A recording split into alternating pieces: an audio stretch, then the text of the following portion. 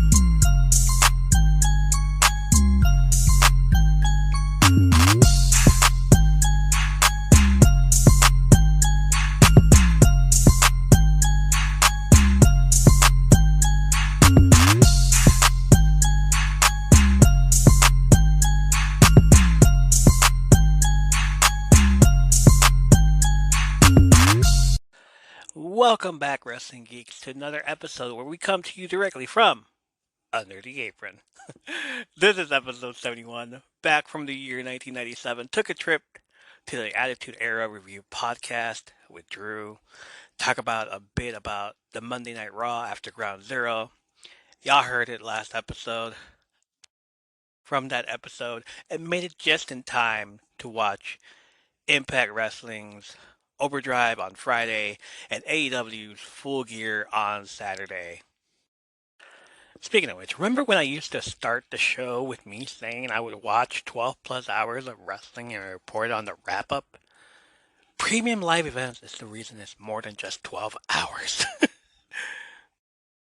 And y'all heard the man, the myth, the asshole, MJF at the start of the show. He's the new AEW World Champion. Gonna talk a little bit about that here in just a few. But first, let's get right to Impact Wrestling. Alright, so Impact Wrestling Overdrive was a great show. I was able to watch most of it online. It took place Friday, November 18th, 2022 at Forrester's Paris Town Hall in Louisville, Kentucky. Two matches took place at the pre-show, and those were Rich Swann defeating Bhupinder Gujjar, Jason Hotch, Kenny King, Mike Bailey, and Yuya Umera by pinfall in a six-way match, 8 minutes and 6 seconds. And the second one was the Motor City Machine Guns, Alex Shelley and Chris Sabin defeated Bullet Club, Ace Austin, and Chris Bay for the number one contenders for the Tag Team Championship, 13 minutes and 24 seconds. I didn't get to see those. Couldn't find them. And like they're dark matches for a reason, I guess. But at the same time, why would you put those the X division? Were those the X division and the tag team championships? Why would you put they were the number one contenders? Why would you put them in the pre-show? Like you already have do what AEW did and put all 13 on the card or 10 of them on the card. Instead, you have 5 matches. All right, let's get to the first match.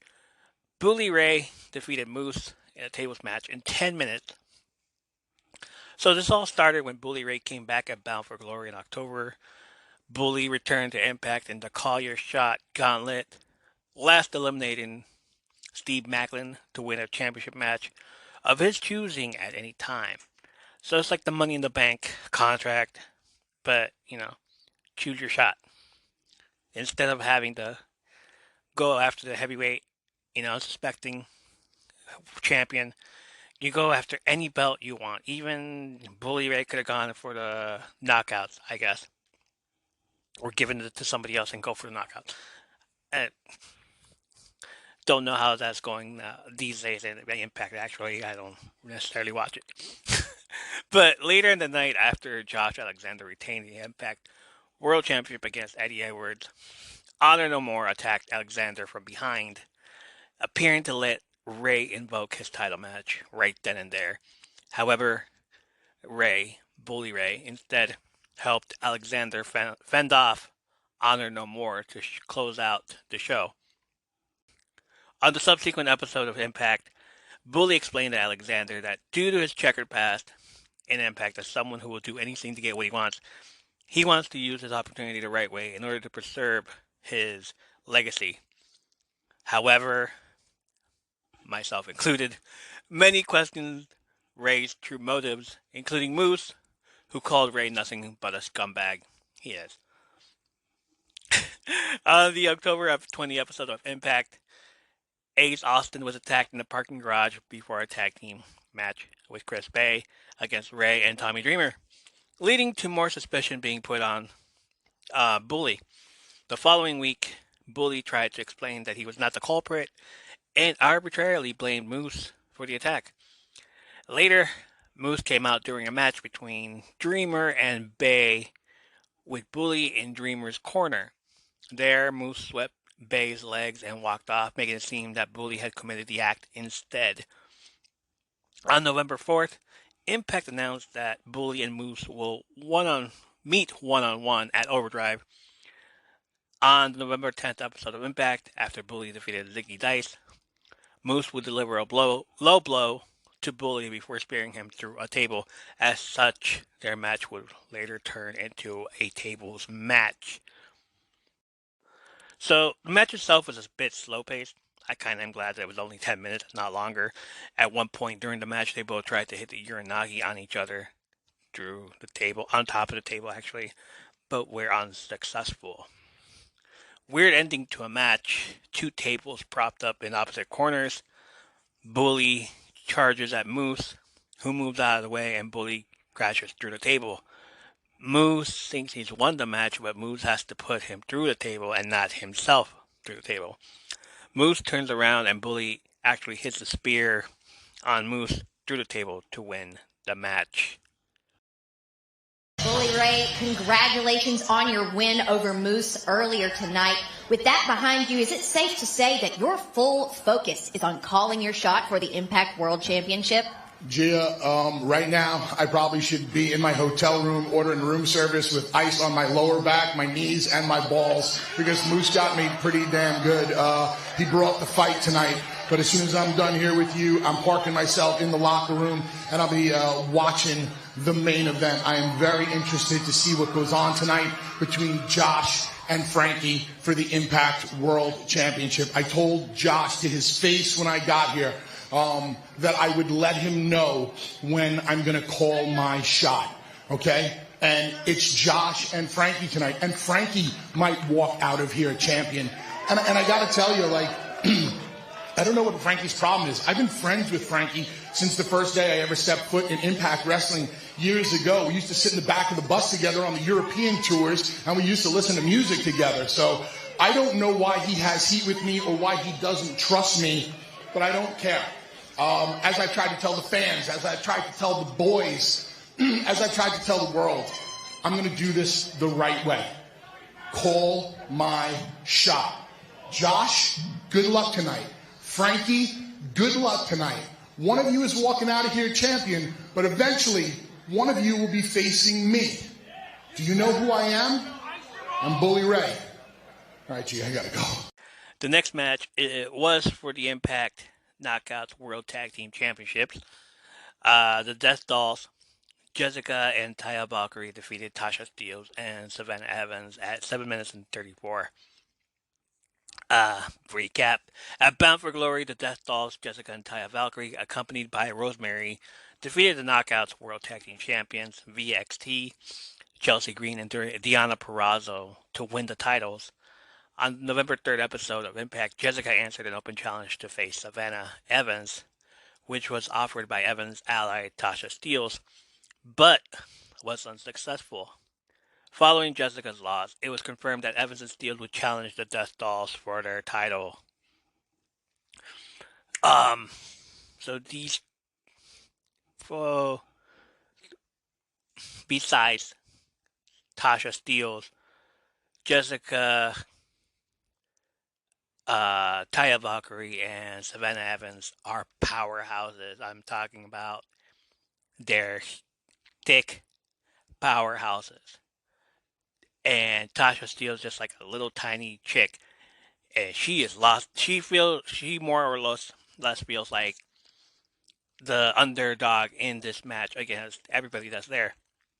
Everybody that's there is powerhouses. Evans and Jessica start out the match. They exchange strikes in the middle of the ring. Jessica hits a scoop slam followed by a running leg drop for 2. Evans softens up Valkyrie, then makes the tag to Steelz, who comes in there, but is whipped into the corner by Valkyrie. Valkyrie then is whipped into the corner as well by Steelz, follows up with a running drop kick. Rosemary is trying to hype up the crowd of possibly 500 people by yelling out, "Huera loca," to support Valkyrie, which means crazy white girl or crazy white chick. Trying to hype up Valkyrie, who's known as Huera Loca in Mexico and AAA. Evans distracts the referee, allowing Steelz to attack Valkyrie from the apron. After a brutal beatdown, Valkyrie fights her way out of the corner with a clothesline. Valkyrie has an opportunity to make the tag when Steelz runs across the ring and knocks Jessica off the apron. But Valkyrie finally makes the tag to Jessica, who goes on the attack. Jessica hits a double running crossbody to both her opponents. Jessica counters the cutter from Steelz into an assisted sick driver for the 3 count. There. Now don't you feel better, Jessica, after redeeming yourself after your first loss? Now you've got it back, and the Death Dolls are still the Knockouts World Tag Team Champions. Yes, we are, and we get to celebrate with some mimosas. Mimosas! I mean, I only just finished a drinking binge in Vegas, but you know what? After that win, I feel like I'm ready. Cheers No. to the and still Knockouts World Tag Team Champions! Champions. Woo! Woo! Cheers! Death Dolls!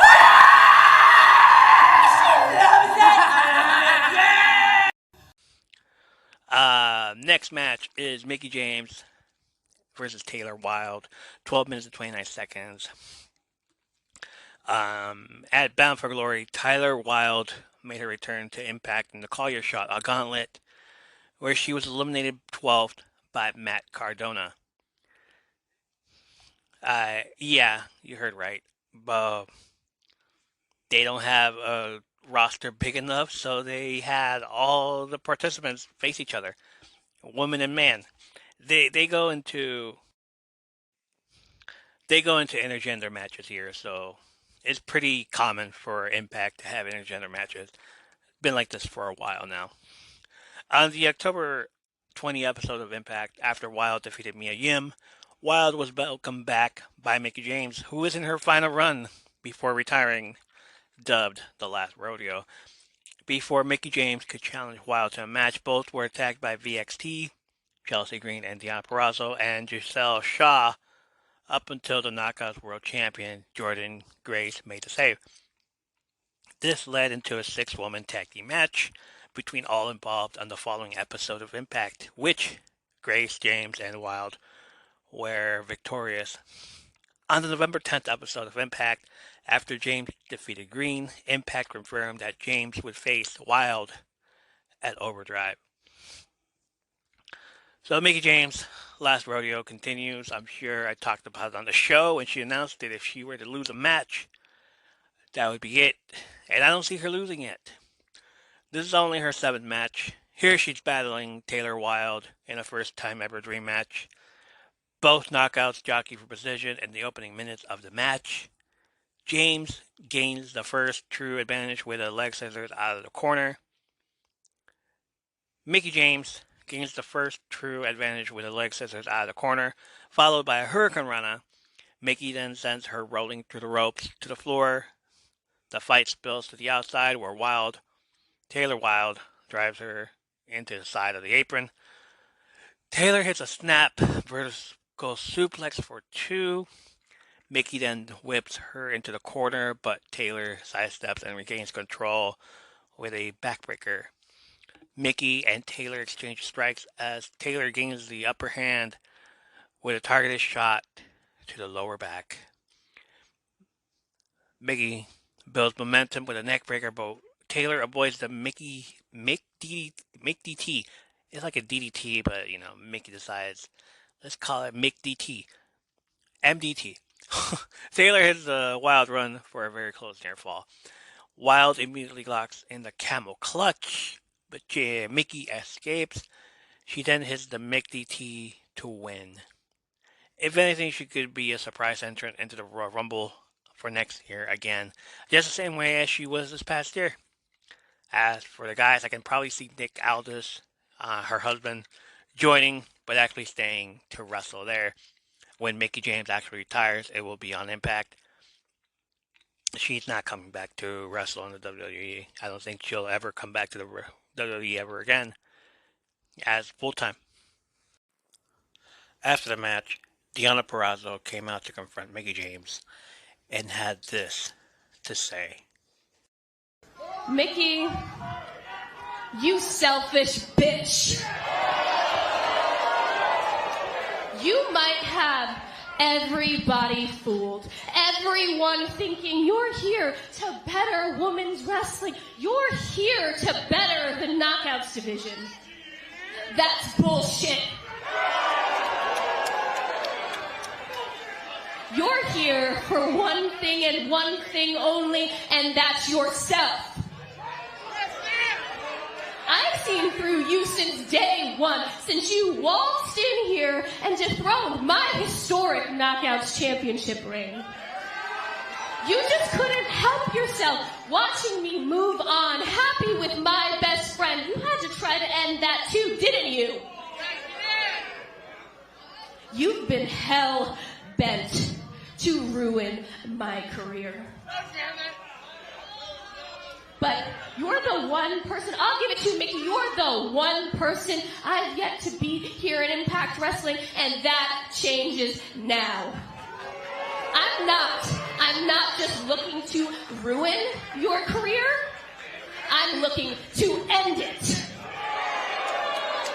You know, tonight at Overdrive, I was so excited about tonight for the first time ever in my career, a dream match and against someone who I love, admire, respect, Miss Taylor Wilde. And yes, the last rodeo will continue, shall continue.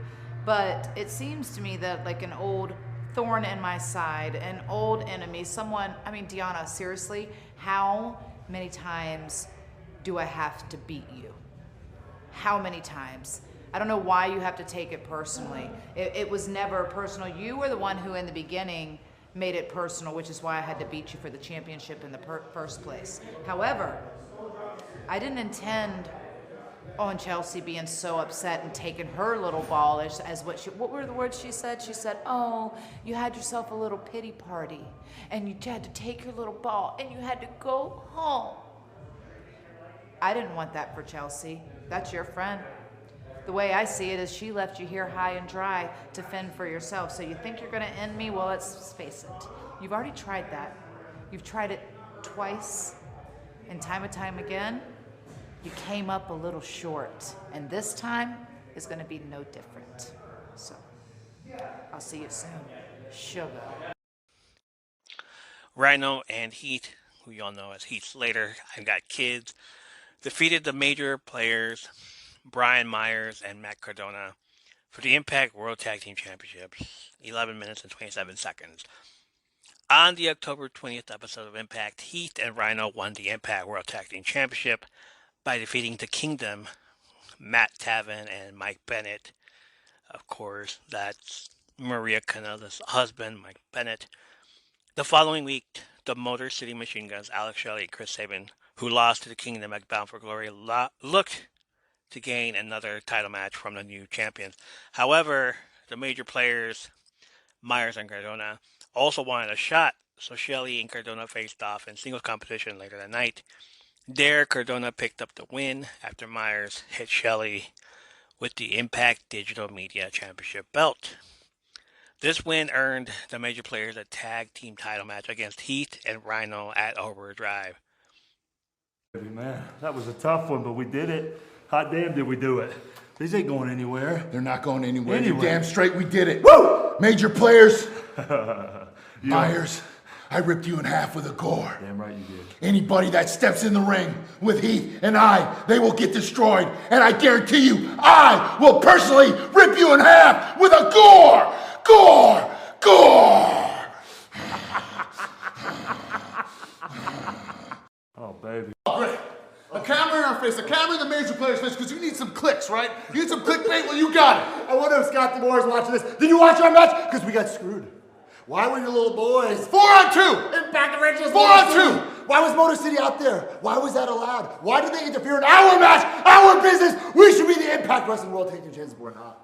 We did the uncrowned Impact Wrestling Tag Team Champions. Heath and Rhino know it. The Motor City Machine Guns know it. Hey, Bailey and Ace Austin, you know it too. Every crappy little tag team in this company knows it. Impact Wrestling needs us! They should be doing everything to make us happy. To satisfy us, we should be the champions. We are the saviors of Impact Wrestling. Let's get out of here! How do you leave this place? How do you get out of here? Alright, so that was fun. But the last three matches of the night were absolute bangers.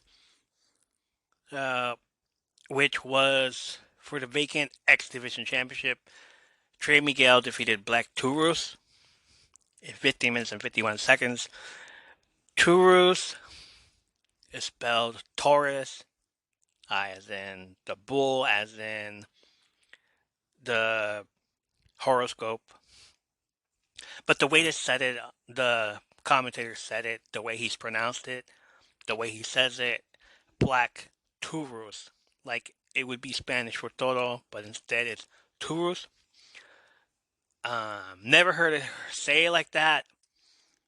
Also, if you guys remember me explaining to you what Mantar back in the 90s used to look like, half man, half minotaur.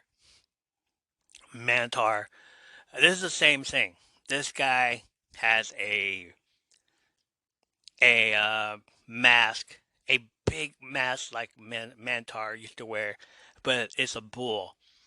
And with Mantar, he would take off his mask, take off the thing. It's something you would wear on the Masked Singer, basically. Like the, take it off. Like this guy would take off his mask and wrestle. Black Tourist does not take off his mask. He wrestles in that thing. He looks like a luchador. He wrestles like a luchador. And then you have Trey Miguel, who was one of the radicals. Radicals? I met one of the rascals um, with Wes Lee and Nash Carter back in the day when they used to wrestle for Impact. He's like the third member of the Rascals. If he were to go to WWE, he would have shined, but he decided to stay here. So let's get you up to date with the backstory for this match. As a result of Frankie Kazarian, wow, I can't speak today. As a result of Frank Kazarian invoking Option C, Option C was made up a lifetime ago.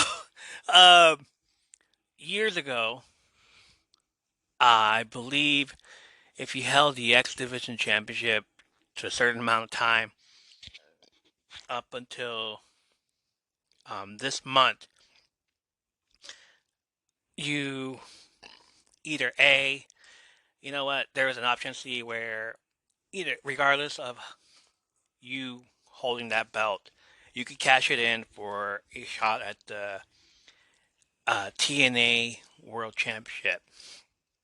I believe it was Austin Aries who did that, and Suicide, the masked wrestler Suicide. It was one of those people that did it. I'll have to go back and look at it again because those were some awesome times. But here, Frankie Kazarian is back basically, and he invoked Option C. An 8-man tournament was organized to crown a new X Division champion, with the final set to take place at Overdrive. Black Tours, Trey Miguel, PJ Black, and Mike Bailey advanced to the semifinals by defeating Laredo Kid, Alan Angel, Yuya Umera, and Kenny King, respectively. Miguel advanced to the final by defeating Bailey via disqualification after King threw the former into the ring steps. And then Torres advanced to the finals by defeating Black. It is a stalemate in the early going as both competitors match each other's offensive move for move. Torres, Torres, Black Torres hits a series of sling blades followed by a backbreaker. Torres quickly climbs the ropes to deliver a flying headbutt to Miguel. Torres locks in a modified cloverleaf, but Miguel makes it to the ropes in order to break the hold. Torres connects with a pop-up Samoan drop for 2. Miguel hits running double knees in the corner, followed by the running meteora for a near fall of his own. Both men exchange stiff strikes in the middle of the ring, followed by stereo headbutts. Miguel fights off Destination Hellhole, then hits an Enziguri for another near fall. I need to watch wrestling. I need to watch Impact again because I have no idea what these names are. And it's like if you showed me what they look like, I was like, oh, okay, that move. But not the name of their respective names. So, yeah. Where was I? Miguel fights off Destination Hellhole. Destination Hellhole. Then hits an Enziguri. I know what Enziguri is because I've seen it before. I don't know what Destination Hellhole is. I know what a Samoan drop is. I know what a cloverleaf is. I don't know what a running meteorite is, but alright. Torres hurls him off the top rope, but it's not enough to keep Miguel down. Miguel dives over the top and hits a Hurricane Rana on the floor. Back in the ring, Miguel connects with the meteora for yet another near fall. Torres sends him back first into the steel ring post. Miguel blinds Torres with spray paint, then hits the lightning spiral to win the match. Trey Miguel is now your new X Division champion. Too bad he can't cash it in up until next year. Hopefully, with enough. Hopefully he's champion long enough to cash that in next year.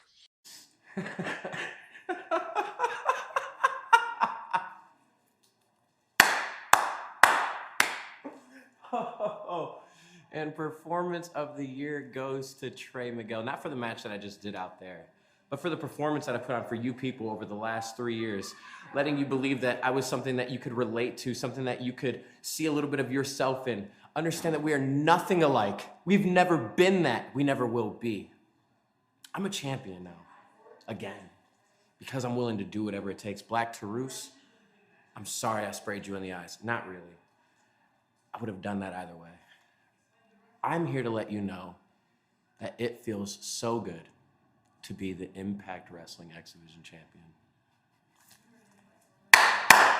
Give it up for me. I love this. Next match, Jordan Grace defeated Masha Slamovich in the last knockout standing for the Knockouts World Championship. This match lasted 20 minutes and 23 seconds. Backstory goes, at Bound for Glory, Jordan Grace successfully defended the Impact Knockouts World Championship against Masha Slamovich, breaking the latter's undefeated streak. Several weeks later, on the November 10th episode of Impact, Grace defended the title against Giselle Shaw. After the match, Slamovich returned and attacked Grace on the entrance ramp with steel chairs. On November 14th, Impact announced that Grace will once again defend the title against Slamovich in a last knockout standing match. No DQ, no countouts. The only way to win is to incapacitate your opponent for the referee's count of 10. Start of the match, Grace hits a vertical suplex on the floor. Slamovich bounces back by driving Grace back first into the steel ramp. In the ring, Slamovich hits a modified fisherman driver. Grace is showing signs of life, prompting Slamovich to continue the assault. Grace targets the legs of Slamovich as she hits a snap suplex into the ropes. Grace then delivers a thunderous powerbomb into multiple steel chairs. Moments later, Slamovich returns for favor with an air raid crash into a chair, but Jordan Grace breaks the count at 8. Jordan then pummels her opponent with a flurry of strikes, followed by the Brother Breaker her into a trash can. Slamovich gets to her feet at 9 and counters a muscle buster into a Moscow Sunrise off the top. Grace is up at 9, then locks in a figure 4 leg lock. Slamovich rolls all the way to the apron, but Grace refuses to break the hold. Slamovich breaks the count, then hits a pile driver on the ramp. Slamovich wraps a toilet seat around the throat of Grace and drags her around the ring. It looked odd. It really did. Like, Jordan could easily not do it was odd. You had to see it. You had to be there. Grace climbs to the top of the ring steps and hits the muscle buster through a door. Grace makes it back to her feet, while Slamovich stays down for the referee's count of 10. Jordan Grace is the last knockout standing. Hooray. Masha, we are finished. I am done with you entirely. I beat your undefeated streak, and then I played your game and beat you at that too. So I'll continue defending this championship against anyone and everyone. But as I've said before, and as I'll continue to say again and again and again, no one will ever outwork me. And in the main event, Josh Alexander, the Impact World Champion, defeated Frankie Kazarian, the former, and really I was going to say NXT, the former Impact X Division Champion who put his option C for the Impact World Championship at 32 minutes and 51 seconds. On the October 13th episode of Impact, after Josh Alexander successfully defended the Impact World Championship against Bobby Fish. Yes, Bobby Fish is back. He's still around, apparently. X Division Champion Frank Kazarian invoked Option C, vacating the X Division Championship the following week for a world title match at Overdrive. During the match, Kazarian focuses his attention on Alexander's arm and wrist in the early going. Alexander secures an early ankle lock, but Kazarian quickly fights out of it. Alexander instead takes him down with an explosive running boot. Alexander hits a backbreaker for 2. Alexander strings together a series of German suplexes, 10 of them. 10 German suplexes. How do I tell you what this reminds me of? Kurt Angle. Let's just say Kurt Angle. Yeah, 10 German suplexes in a row. Kazarian takes them, no questions asked. Kazarian sends them to the outside, catches him with a leg drop on his way back into the ring. Kazarian hits a slingshot Hurricane Rana to the outside, followed by a slingshot leg drop for 2. Kazarian connects with a spinning neckbreaker, putting him into the driver's seat. Kazarian hits his signature springboard leg drop for 2. Kaz then sends Alexander crashing into the turnbuckles with a belly-to-belly suplex. The living weapon, the weapon himself, Alexander creates a much-needed separation, giving him a chance to regain his composure. Josh Alexander sends Kaz flying with a big body drop. Alexander is in total control following 10 German suplexes. Alexander ducks. Kazarian inadvertently takes out the referee. Kazarian sends him crashing to the outside as Alexander's family watches on. Wait a minute, why is Alexander's family there? That's weird. That's suspicious. Kazarian's about to use the Impact World title as a weapon, but changes his mind. He doesn't want to do it. He realizes that this is not the way to go. He second guesses himself. Alexander capitalizes and locks in the ankle lock. Kaz rolls through and hits a kill switch for a very close near fall. Alexander avoids the leg drop, then hits the running crossbody to the back. Both men exchange submission attempts, leading to a suplex out of the corner from Alexander. Kaz almost puts Alexander away with Back to the Future. That's the reason why I love Kaz. Let me tell you. Years ago, when this was TNA, he had a move called the flux capacitor. I believe this is what the flux capacitor is, but it's now what is called the Sammy Guevara Spanish Fly, where he slingshots him to the back, and they both land awkwardly. But this move is done for the top rope.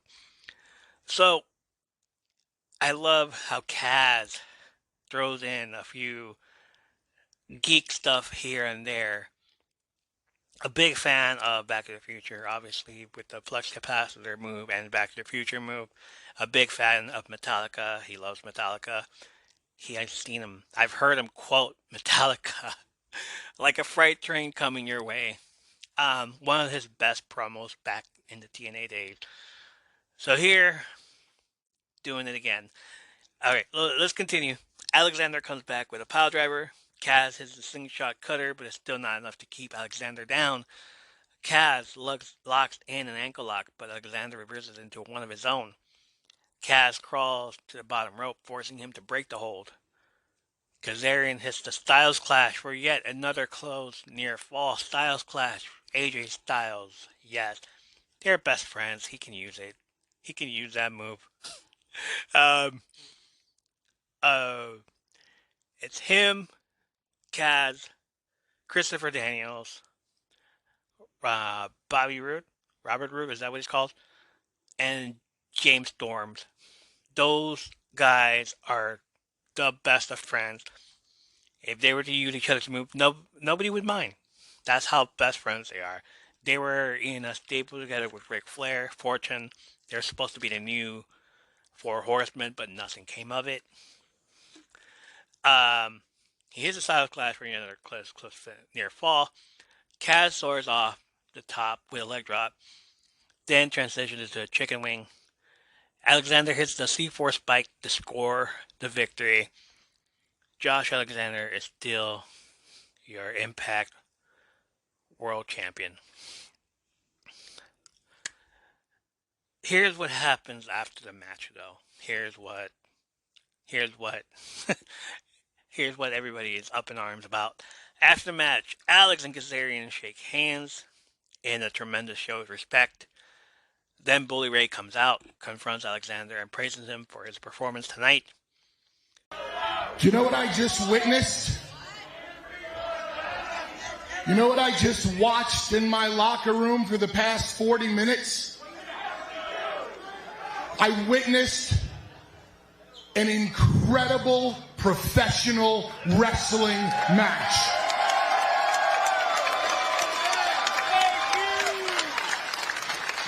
That is what professional wrestling is all about.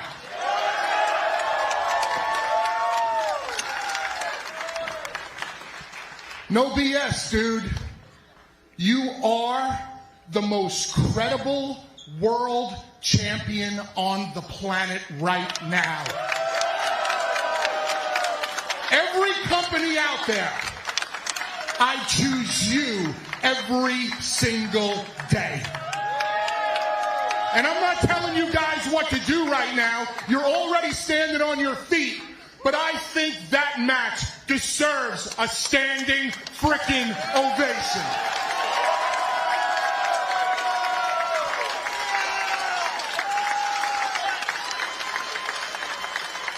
What? I see you looking at this. Okay, yeah, now it's time for business. I told you the day I got here, I ran the gauntlet. I won the battle royal. I won the call your shot. I told you to your face. I told Impact fans all over the world. I told the guys and the gals in the back, our brothers and sisters, that when I decided to cash this in, I would do it to your face. I would look you in the eye and I would shake your hand. And that's exactly what I'm about to do. I'm challenging you at Hard to Kill, Friday the 13th of January in Atlanta. Bully Ray, Josh Alexander, straight up for the Impact World Championship. If you shake my hand, that means you accept.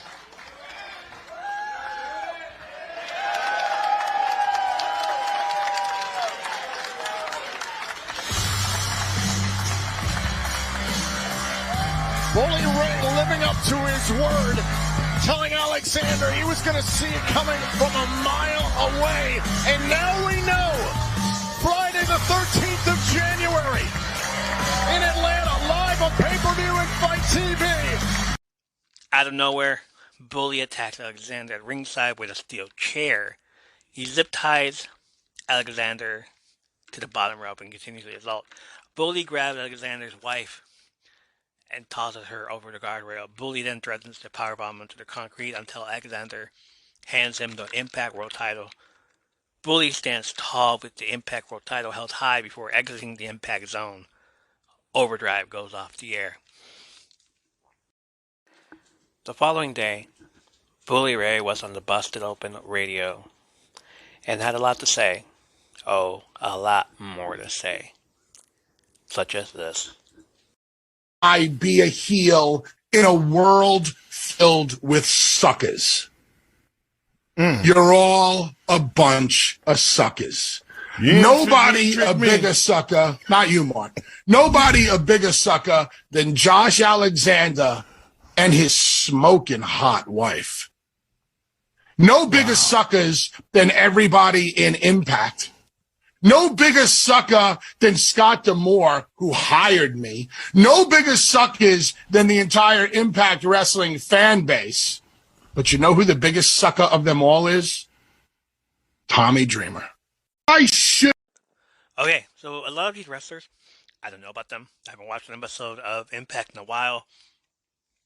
Obviously, when something as big as Mickie James announcing she's going to be at the Royal Rumble with the Knockouts Championship was a big thing. So was Matt Cardona defeating Jordan Grace for the Digital and Media Championship. Let's just call it the Internet Championship. So a lot of highlights from Impact happened throughout the year, but people will probably recognize AEW and WWE more than Impact. The pay-per-view was nice. It wasn't a big thing like WWE or AEW the next day. It looked like it had a max capacity of 500 to 600 people in attendance.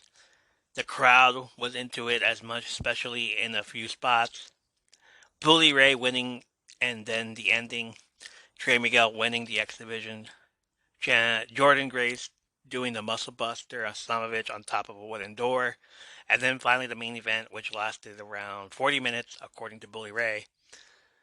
I'm going to give this pay-per-view an 8 VHS tapes out of 10 and taking it to school only because for the last 3 matches. So yeah, there it is. There's my review. Hi, everyone. This is JJ, the co-founder of Good Pods. If you haven't heard of it yet, Good Pods is like Goodreads or Instagram, but for podcasts. It's new, it's social, it's different, and it's growing really fast. There are more than 2 million podcasts, and we know that it is impossible to figure out what to listen to. On Good Pods, you follow your friends and podcasters to see what they like. That is the #1 way to discover new shows and episodes. You can find Good Pods on the web or download the app. Happy listening!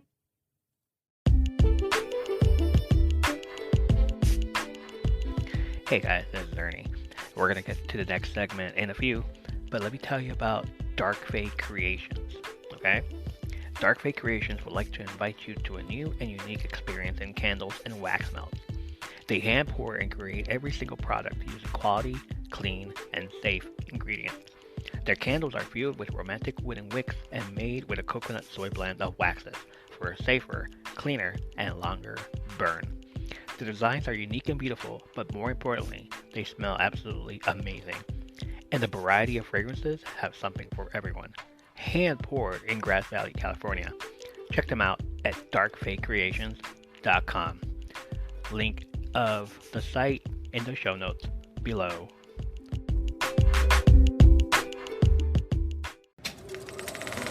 Movies and feelings. Pop, pop. Bring Your Own Popcorn is a podcast that dives into people and the movies who love them.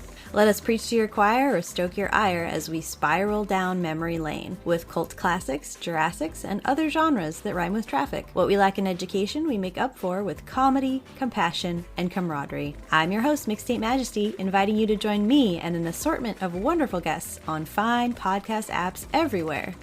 Bring your own popcorn.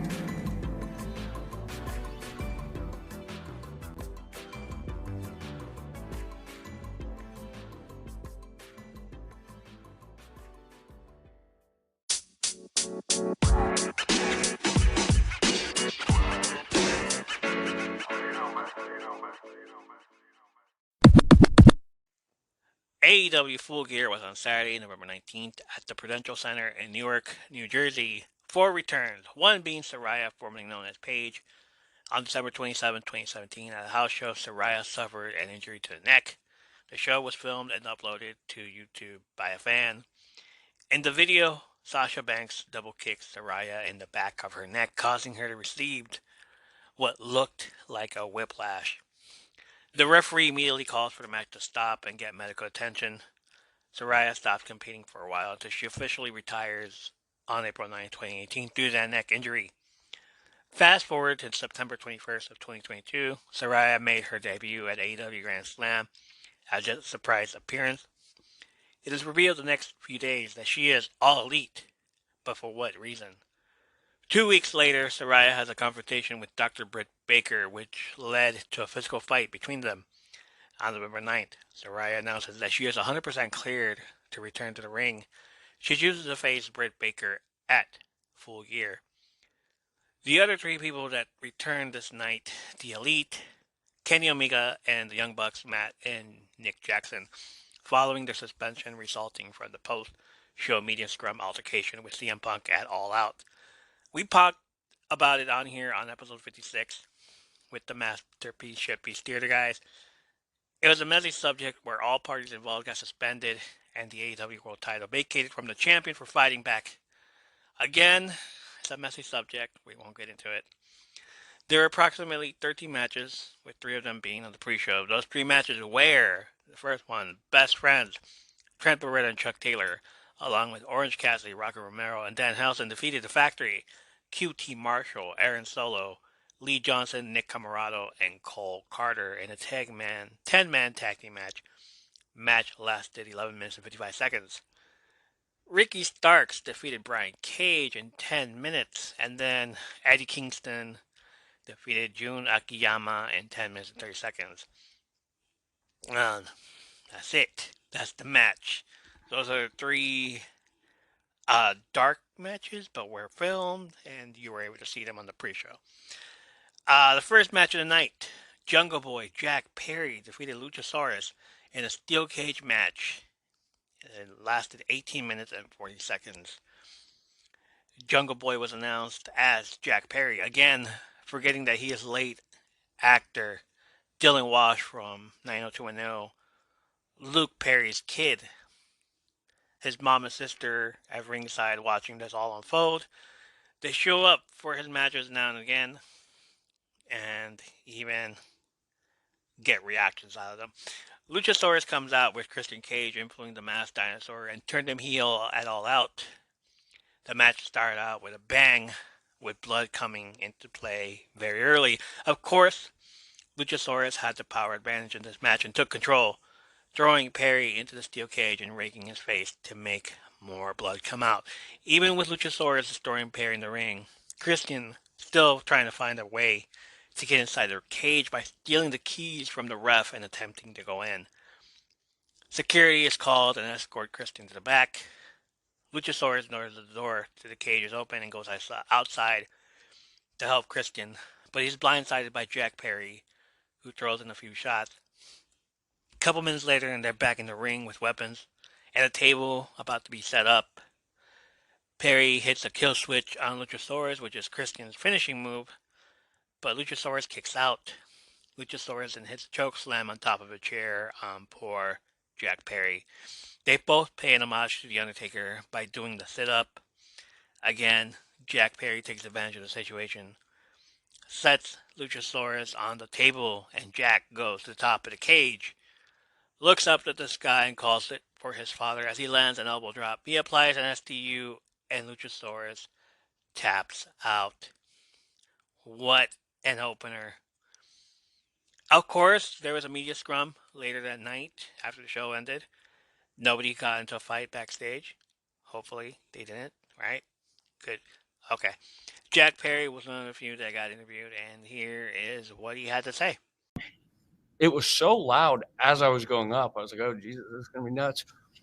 When I got up there, it was a little weird because the way he was positioned on the table, I wanted to land with my hip on the table, but he was kind of, and I was like, oh, I'm either going over that way or coming a little this way. So, and it's weird. People are screaming at the top of their lungs, and it's like a split-second decision kind of. It felt really cool, though, to look around that huge building. This building has been really cool for me. We won the tag titles here. When was that? January? The first episode of Dynamite ever on TBS. Yeah, Yep. First week of January. So, yeah, it's cool almost a year later to be in here with that guy and to have a moment like that. So it was really neat. Moving along. Death Triangle, Pac, Penta, Zero Miedo, and Rey Fenix defeated the Elite, Kenny Omega, and the Young Bucks in a Trios Championship, 18 minutes and 40 seconds. Here is how you top that first match. By bringing back the EVPs, by bringing back the Elite. The lights go out, and Wayward Son by Kansas plays. The crowd is unhinged by this. I, of course, start thinking of Supernatural, as anyone would, but sing along anyways. This whole match was a banger. As soon as the match starts, the crowd in New Jersey hijacks this whole thing. The match was awesome, superb, incredible. But the crowd chanting "Fuck CM Punk" at the start while Brandon Cutler of The Elite is filming this for footage for being The Elite YouTube video blog is super petty, but they did their thing. I'll have the link to that video of the episode in the show notes. They start off with Wayward Son also, but stop playing the song when they showed the crowd. Good one, guys. Yeah, that's not... Okay. Whatever. Do what you want to do. Let's not pay attention to that, though. Nick Jackson, and Ray Phoenix get tagged in, and it doesn't win an award for best choreographed performance in a wrestling match.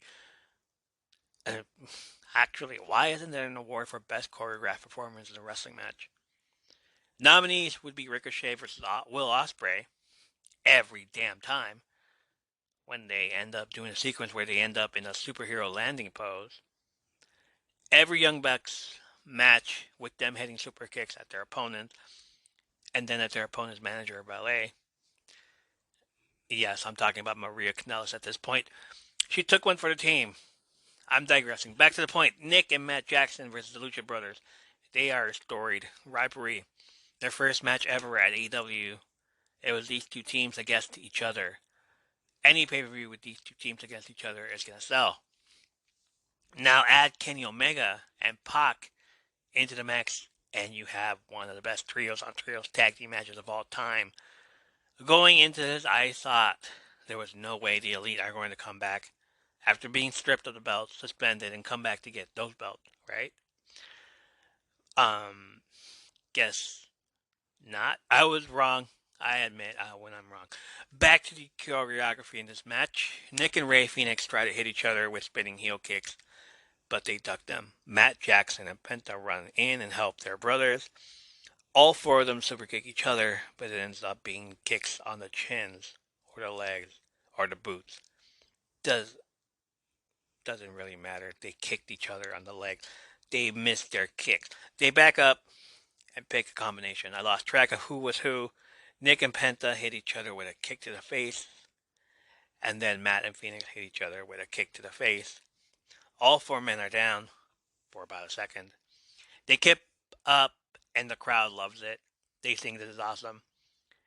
Anything can get this crowd to liven up. You could hit a slow kick to the shin, and they would be hyping you up. Yes, that was a shot at Orange Cassidy. This ends up being a super kick party, and we are just 6 minutes into the match. Shawn Michaels wouldn't start tuning up the band or hitting chin music until 30 or 40 minutes into his matches to end it. Now we have a new generation of wrestlers that want to hit that super kick way early. Super kick parties are still a thing. This whole match is a highlight, actually. Who am I kidding? If this doesn't win the choreography award, at least give it some type of award. End of the match was Pac handing Phoenix the hammer, to which he uses it to hit Omega in the head and follows it with a roll-up. Death Triangle wins, and they surprise people, including me. I honestly thought the Elite was going to take this because it's their belts. They didn't lose them. They got suspended for being in an altercation backstage. They weren't here. But at the same time, they've been gone for quite a while, so maybe this was part of their punishment for that backstage altercation at All Out. Yeah. I'll take that, I guess. Many things have made me pop. Eddie Guerrero starting his own world order back in WCW, the Latino World Order. The Radicals jumping to WWE, which included Eddie Guerrero. Me seeing Eddie Guerrero at a house show and acknowledging me in the front row. Eddie Guerrero's lowrider. I know. There's a point to this. Hold on. Eddie Guerrero, former widow.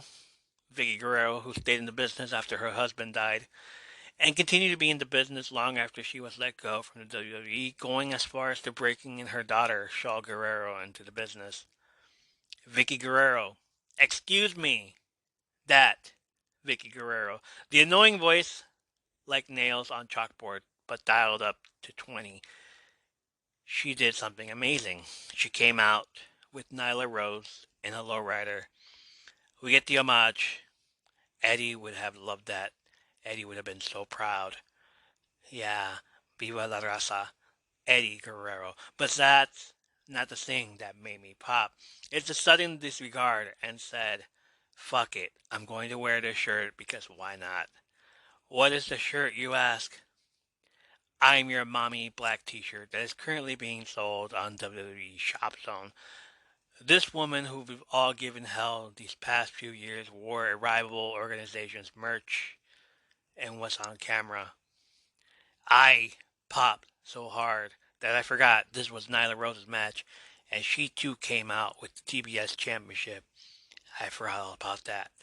I was more focused on Mommy Vicky Guerrero than realized that next to Nyla Rose was the problem, Marina Shafir, with what looked like a flannel shirt, an homage to Eddie Guerrero, an homage to essays worldwide, I guess.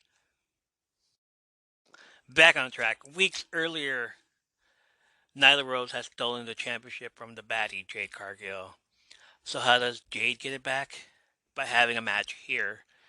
Press for this match with the pictures have Nyla Rose holding the TBS championship like it's her belt that's on the line.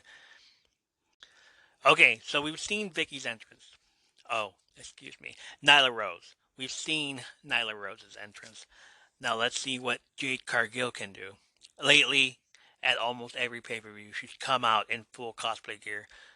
A few months ago, as Jade from Mortal Kombat. A month ago, as She-Hulk, even busting through a fake wall. I'm sure haters will tell you they wanted her to bust through like the Shockmaster and fall flat on her face. I don't want to get into that Shockmaster story, so let's move on. Here she comes out in orange leotard with a kendo stick, which she swings over her head, but breaks it on her knees. Again, I pop. She's cosplaying Chitara from the Thundercats. So worth it to just watch that part. 8 minutes of back and forth for Jade Cargill to win and still be undefeated at 42-0. Simping hard again. And yet still waiting for the amazing queen to roast me on Twitter. If it's still around by 2023, that is. Next match, Chris Jericho defeated Bryan Danielson, Claudio Castagnoli, and Sammy Guevara for the ROH World Championship.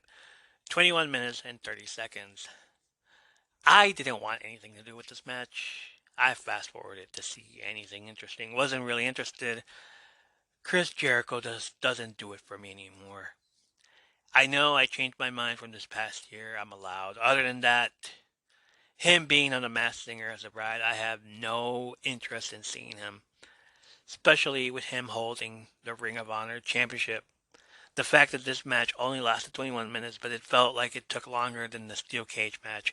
I was bored. I wasn't interested. I was getting to the point where I just want this show to end. But alas, there's still 6 more matches ahead of this show. This match. Next match, Saraya defeated Dr. Britt Baker, DMD. 12 minutes and 30 seconds.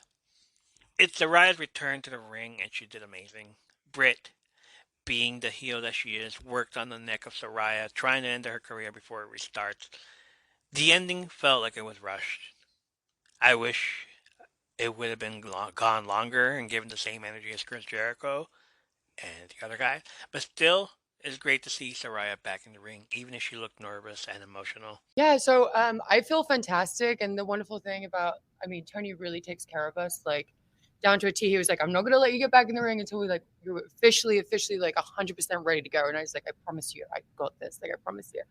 So, we did MRIs, we did CT scans, we did x-rays, and my neck was just 100% ready to go. And I was shocked. I was like, well, I didn't realize it'd be 100%, but but we got there. And the thing is that, again, with Tony too, is like, he's very understanding when it comes to, injuries and stuff like that. So I said, I want to take it slow coming back. I don't want to rush back in like I did, the last time, where it's just a lot of work straight away. And he was just so understanding. Like, I really appreciate him. So yeah, so I'm happy that I got to do this in AEW too. I've been wanting to come here for a long time. So I feel like just very, very cool that I got to do that here today. Next match, Samoa Joe defeated Powerhouse Hobbs and Wardlow for the AEW TNT Championship at 9 minutes and 55 seconds. This match can only be described in Big E's words. That's why I'm here. That's why I watched wrestling as a kid. You want your 5-star matches? You want your 30-minute classics? Not me. Big meaty man slapping meat. That's what I want. Big meaty man slapping meat. Again, big meaty man slapping meat. That's the last time I'm ever going to say that. Of course, he was talking about big-chested men. And at the time of that interview, he was asked who would be his dream match against, and he answered Goldberg because he wanted to compare tit size. You heard right. He wanted to bump chest, so to speak, and this match was what it was. Samoa Joe, big meaty man, taking on Powerhouse Hobbs, extra large big meaty man, and Wardlow, who is described by his fans as XXL big meaty man. Oh boy. Oh man. I keep seeing this image on my Twitter when Wardlow is on the TV, and it's from one of his fans. I follow her, of course. Remember the debut of Trish Stratus in the WWE, how she was scouting Albert? How she went up to him and grabbed his big, meaty chest? See, now it's in my head again. Yeah, if I get to see that picture every single week, you get to see that image in your head again. 3 big meaty men in the ring against each other, and if I ask her if she is satisfied with how the match ended, or if the time of the match bothered her, she would probably say she wasn't paying attention. I don't think she was either, by the way she just kept tweeting. Oh, unfortunately, her man Wardlow lost. Samoa Joe wins and becomes the second Samoan named Joe with 2 championship belts. The TNT and the ROH TV acknowledge that. Next match, Sting and Darby Allin defeated Jeff Jarrett and Jay Leto in a no DQ match. 11 minutes. Where's my... Hold on.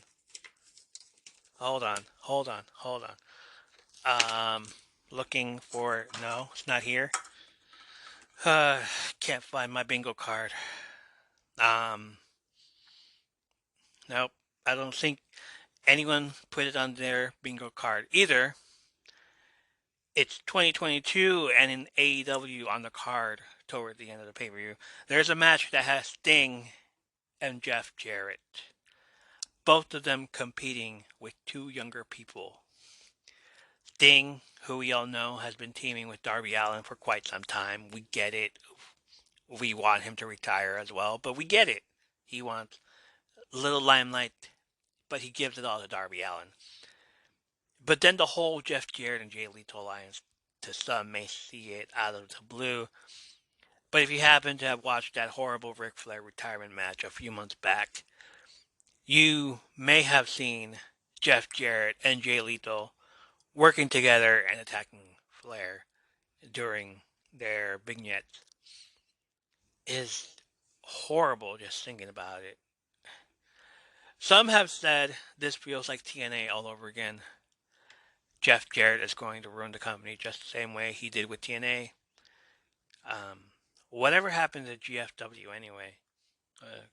Global Force? Was that what it's called? Okay, next match. Jamie Hayter defeated Toni Storm for the AEW Interim Women's World Championship. 15 minutes. Will there be a episode where I don't mention the word interim here? And I don't feel disgusted by it? No, I guess not. I heard this match was amazing, and as much as I wanted to watch it, I just couldn't. The women who I really wanted to watch were Britt Baker and Saraya. This should have been up in the middle of the card instead of where it landed. Saraya is the most important one there. Britt Baker is the most important one there. Had this been Thunder Rosa for her belt, the real belt, then it would have been okay here. This should have been in the middle of the card instead. I'm going to say something good now. I hope Jamie keeps the belt and is deemed the legit women's world champion instead of Thunder Rosa. who is still out of action. Okay, something good with something bad. I just said that Thunder Rosa should have been there, and now this. Either I'm just saying Thunder Rosa needs to come back. She's been gone longer than CM Punk when he lost, when he was, when the whole interim world champion was going on. So, you know, basically just give it to Jamie and just take out the interim part. Becoming the champion is extremely validating to myself because after working, like everybody works hard in wrestling. Every single wrestler that goes out there, they work hard, they sacrificed. But when it happens to you, it's almost a surreal moment because you never really think it's going to happen. You never think you're going to win a belt at a company. You never think you're going to be signed to a company. You never think you're going to achieve really anything. It's just a pipe dream. But I can't even put into words how I feel right now. If my wrestling career ended tomorrow, God forbid, I would be so incredibly happy with everything that I've achieved. And this is definitely the cherry on top of everything. Does it make it different now that, Jamie's kind of has her own title reign? Well, it's a new championship reign, absolutely. And I, have been evaluating that, and it's something we're, taking under consideration. Certainly have been trying to give Thunder Rosa every opportunity to come back and defend the championship. It's been a few months now, and when we get a better timeline for a return, I'll have to make a decision about whether to continue with the interim or to make the interim champion possibly some kind of an opportunity to become the lineal champion.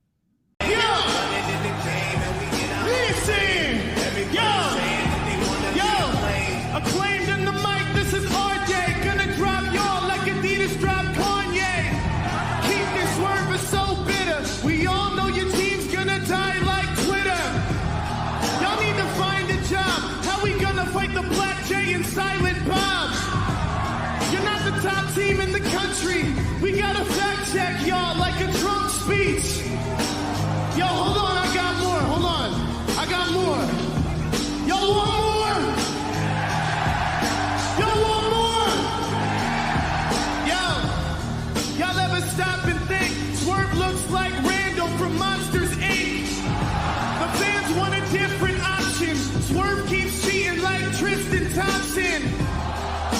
And Keith turns a blind eye. By the way, I loved you in the blind side. We're killing the game. In full gear, everybody loves the Acclaim.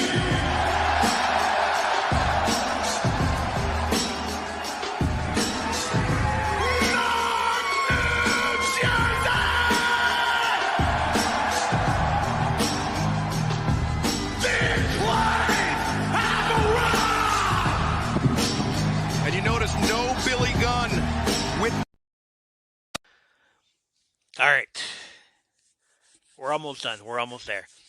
The Acclaimed, Max Caster and Anthony Bowens defeated Swerve in Our Glory, Keith Lee, and Swerve Strickland for the AEW Tag Team Championships. 19 minutes and 40 seconds. This is the third match that these two have had against each other.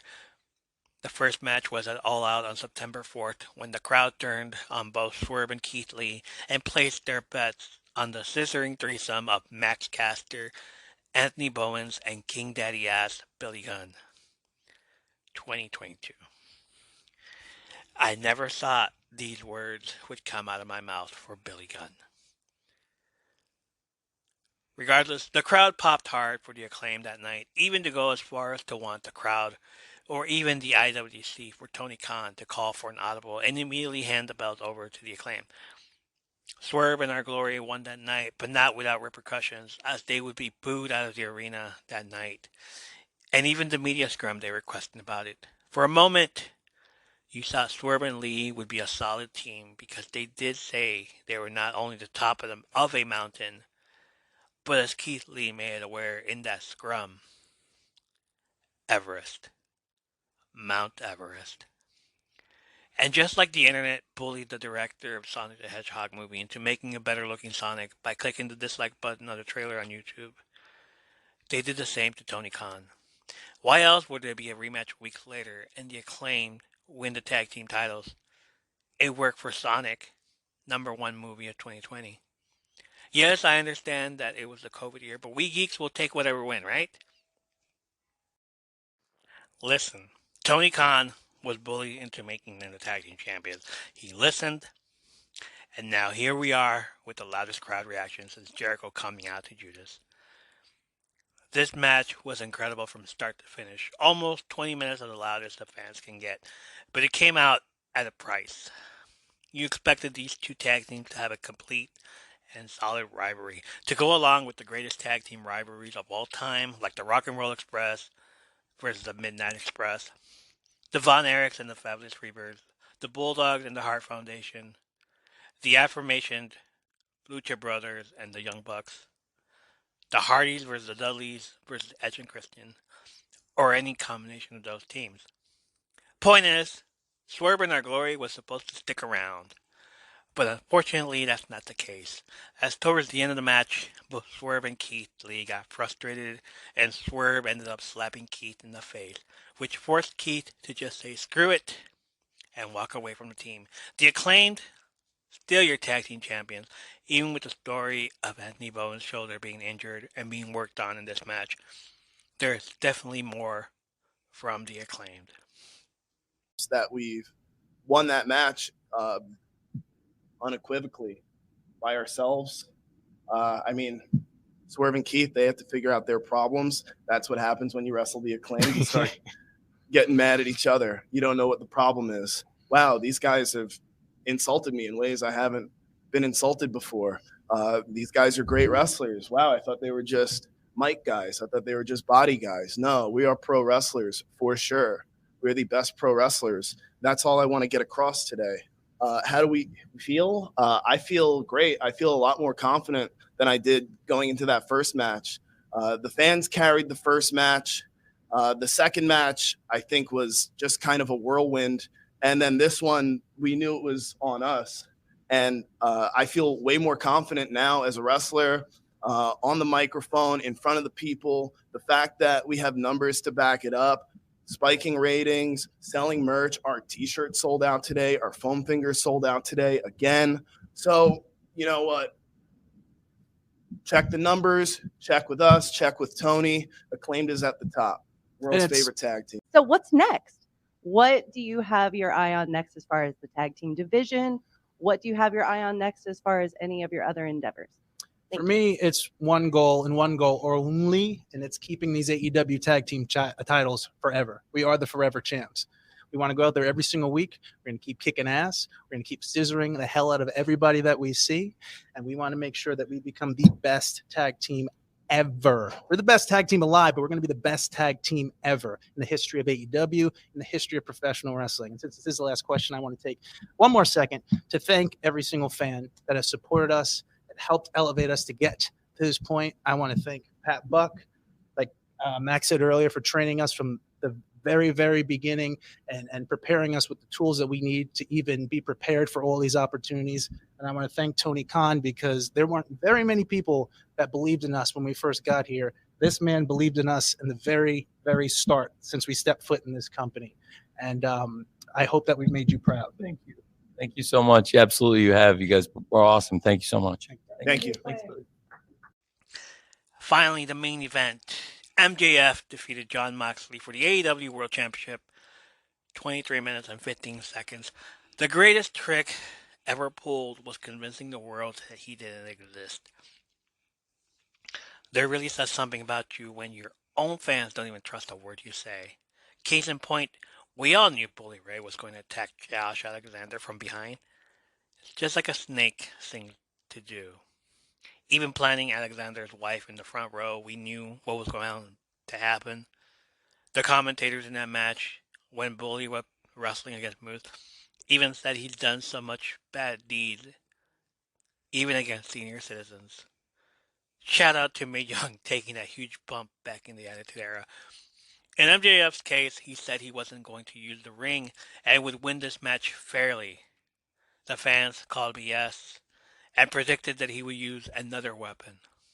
When MJF did his promo on William Regal, the fans predicted that William Regal was going to turn on Moxley and give MJF brass knuckles. That's how this man operates. The fact that we knew we knew. And it so happens to be a coincidence that it happened the same weekend as Billy Ray showing his true colors as well. Something was fishy from the jump. The match was a banger though, don't get me wrong. Listen, the fans even booed Moxley because they were in New York, New Jersey, which according to Max is the greatest city in the world. They will cheer this man no matter what he does. Except for MJF's parents. They usually go to all his hometown shows, and his mom usually has a sign with her showing her detest for her son. It's pretty funny. MJF playing the face card was no different. She had a sign for him even for this moment. People were surprised by Regal's turn. Not me. I posted a video of William Regal and Mox back in FCW in 2011 before Mox would make his WWE or his NXT debut. It's Dean Ambrose and William Regal having it out for each other. And then a promo that started it all in the match after. So what now? The Combat Club, as they should now be called, because Blackpool is where Regal resides.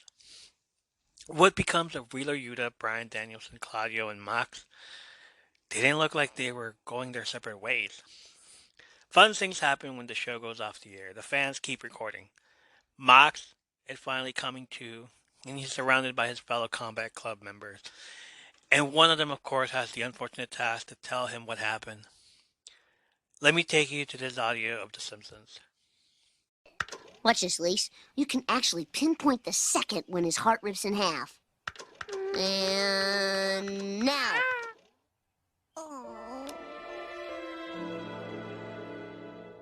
Same for Mox, who pounds the mat. And even the fans, who were booing him early now, feel bad for him. Too late. Your hometown hero pulled a fast one on all of you, and here you are cheering him when he reminded you why you hated him in the first place. Please keep that same energy. Mox will remember this when he comes back to New Jersey. Mox remembers everything. Y'all heard MJF at the start of the show. Let me play you the whole thing.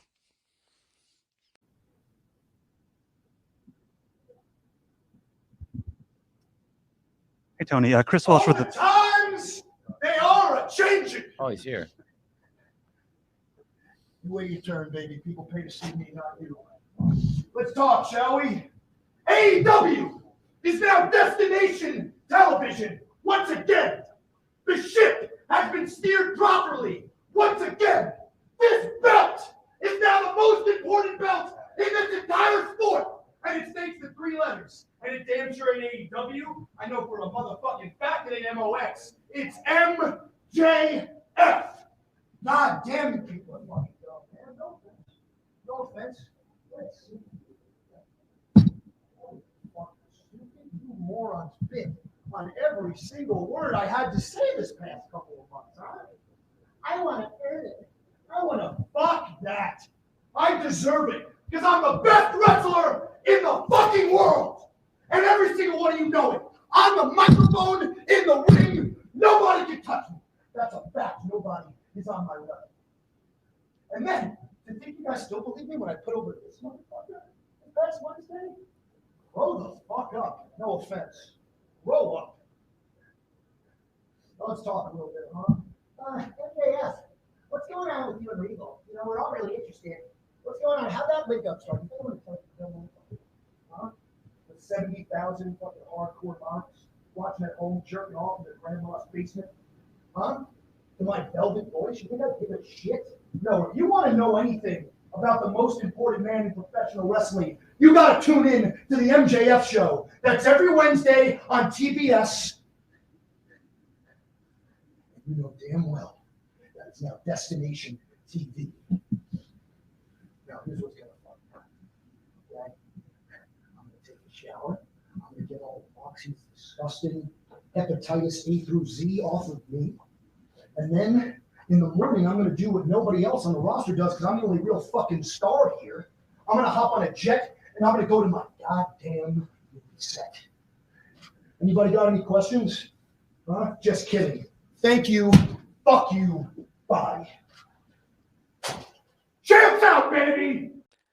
That man is your new face. What was being built up even in May, back at Double or Nothing weekend when he legitimately no-showed a fan fest. This came after months of rumors about the backstage tension between MJF and AEW owner Tony Khan about MJF's contract and payment he felt he should have, as well as doing an interview with Ariel Helwani without telling management. On the June 1st episode of Dynamite, MJF cut a workshoot promo about not being disrespected by the fans and Khan. The segment ended with MJF demanding to be fired by Khan, calling Khan a fucking mark. Oh. His microphone being cut off, quickly fading to commercial, and the commentators not referencing the situation after the break. The next day, his profile was removed from AEW's website, and his merchandise was pulled on AEW's merchandise site as part of the storyline. What do you all think? Work or not? Was this all part of the master plan in the grand scheme of things? Will MJF play the face part just like Stone Cold Steve Austin did back in the Attitude Era? Or just completely disregard the fans' love for him and continue to play the evil, deceitful bad guy that we all love to hate? So what's the verdict? Besides being oversaturated with 13 matches, you can't just say that this product is what you live and die on, and then complain that it has too many matches, and you bow out because you have work in the morning. No, a fan will watch it till the end. I'm giving this one a 10 VHS tapes out of 10, and letting all the friends borrow it at school. Watch it from start to finish. Skip whatever you deem necessary like I did. But wait! Check out Vicky Guerrero doing an homage for Eddie, and then Jade Cargill's cosplay for those cartoons old head. And for those fans of the old school, watch Sting once again beat the snot out of Jeff Jarrett one more time. This show has something for everyone, so why not enjoy it? That's the hill, and I'm willing to die on it. Thank you for listening to the show and supporting us. You can find us on all other sort of social platforms at our Linktree, linktree.com/from under the apron. It has the link to our network, our Twitter, Instagram, YouTube socials, plus our Good Pods, Spotify, and iTunes accounts, where you can listen to us as well as leave us a comment or a 5-star review, which helps us be discovered by other fans of wrestling and podcasts. I also have a Discord account. If you want to add me there, do so at $1,000,000Geek0945. Invite me to your channels.